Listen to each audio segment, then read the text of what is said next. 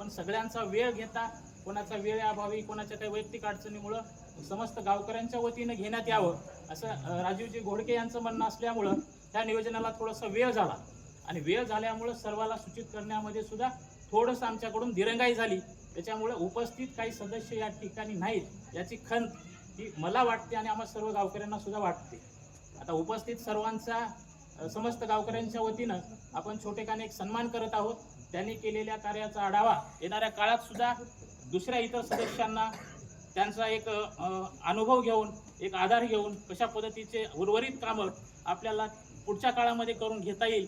कुठलाही मनोभाव, कुठलाही राग, कुठलंही काही मधल्या काळामध्ये एकमेकांबद्दलचे जे गैरसमज असतील ते सगळे विसरून जाऊन एखाद्या गावाचे संबंध आपल्याला कायमस्वरूपी टिकवता आले पाहिजे.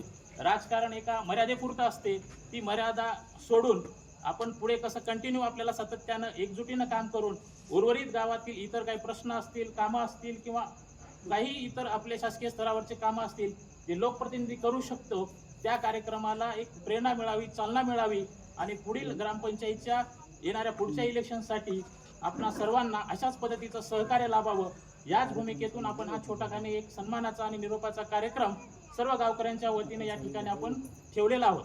या ठिकाणी सर्व ग्रामपंचायतचे सदस्य उपस्थित झालेत, काही जण उपस्थित नाही झालेत. त्यांचं काही मेडिकल कारण होतं, काही जणांचं वैयक्तिक कारण होतं. म्हणजे त्यांनी 5 वर्षात केलेल्या कार्याचा कुठंतरी आपल्याला आज लेखाजोखा व्यवस्थितरित्या मांडता आला असता, पण त्यांची अनुपस्थिती म्हणजे कुठंतरी ह्या गावकऱ्यांचा अनादर आहे असंच मला या ठिकाणी म्हणावं लागेल.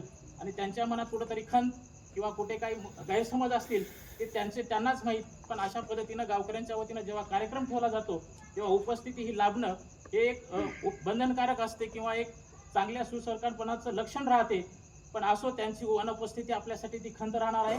बाकी उर्वरित सगळ्यांचं गावकऱ्यांच्या वतीनं एक सुजाण नागरिक म्हणून मी या ठिकाणी त्यांचे आभार मानतो आणि येणाऱ्या पुढच्या इलेक्शनमध्ये अशाच पद्धतीचे कार्य यांच्या माध्यमातून जरी होत असतील किंवा व्हावेत अशी सदिच्छा व्यक्त करतो आणि मी या माझ्या प्रस्तावनेचे 2 शब्द या ठिकाणी थांबवतो.